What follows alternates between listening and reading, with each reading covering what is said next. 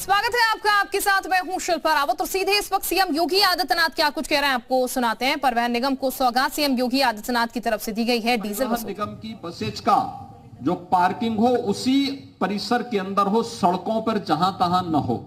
जहां हमें इस सुविधा को प्रदेश के अंदर तेजी से विकसित करना होगा।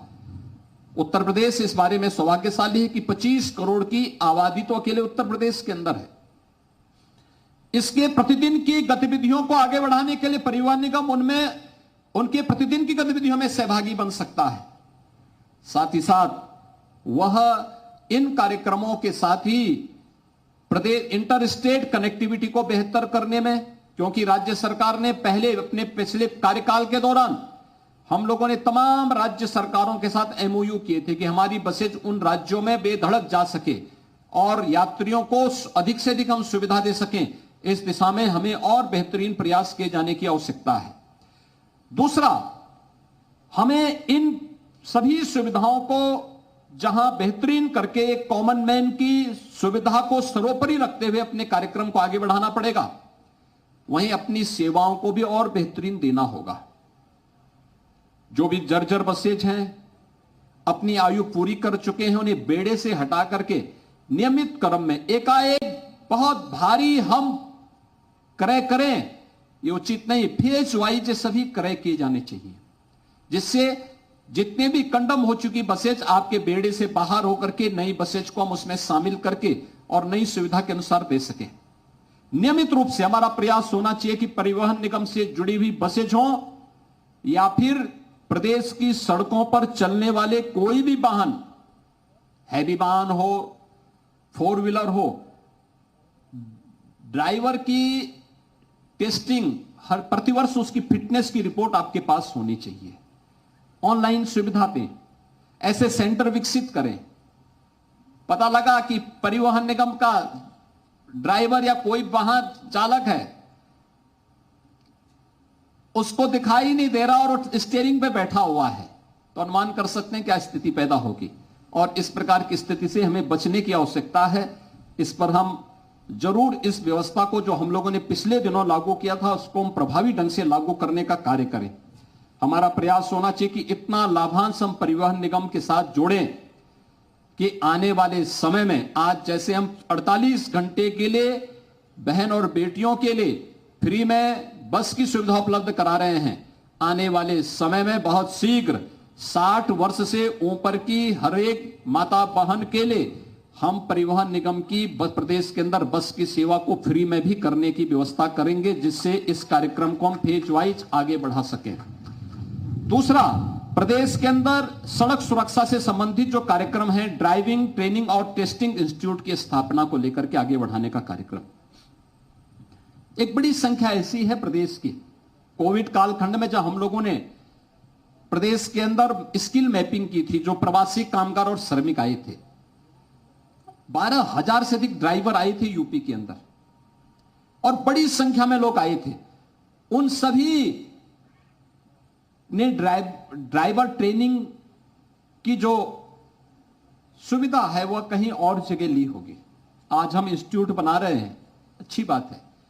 प्रदेश की आवश्यकता के साथ साथ हमें वैश्विक परिदृश्य में कहां पर कौन सी डिमांड है, उसके अनुसार जो हमारी ड्राइविंग ट्रेनिंग और टेस्टिंग इंस्टीट्यूट है, हमें अपने इंस्टीट्यूट को उसके अनुरूप तैयार करना होगा। अपने वर्कशॉप को, जितने भी परिवहन निगम के वर्कशॉप हैं, इसमें आपके कार्मिक तो काम करें ही, नजदीक के आईटीआई और पॉलिटेक्निक को भी उसके साथ हम जोड़ें, उन बच्चों को भी इसके साथ ट्रेन करें। आपको फ्री में मैन पावर मिलेगा और साथ साथ आपके कार्य को एक नई गति देने में भी उसकी मदद मिलेगी। और मैं दयाशंकर सिंह जी से कहूंगा कि हर वर्कशॉप के साथ आईटीआई और पॉलिटेक्निक के बच्चों को जोड़ करके उनकी निश्चित ट्रेनिंग और उनको अधिक से अधिक उस वर्कशॉप में अभ्यास कराने का प्रयास भी हमें इस व्यवस्था के साथ करना होगा। प्रदेश के अंदर और देश के अंदर हम सब के लिए वर्तमान में जो सबसे बड़ी चुनौती है वह सड़क दुर्घटना से होने वाली मौतें हैं। मैंने देखा प्रदेश के अंदर कोविड कालखंड में आज 2.5 वर्ष होने जा रहे हैं और कोविड के 2.5 वर्ष में 23,000 मौतें हुई हैं प्रदेश के अंदर। ये देश और दुनिया के अंदर न्यूनतम संख्या है।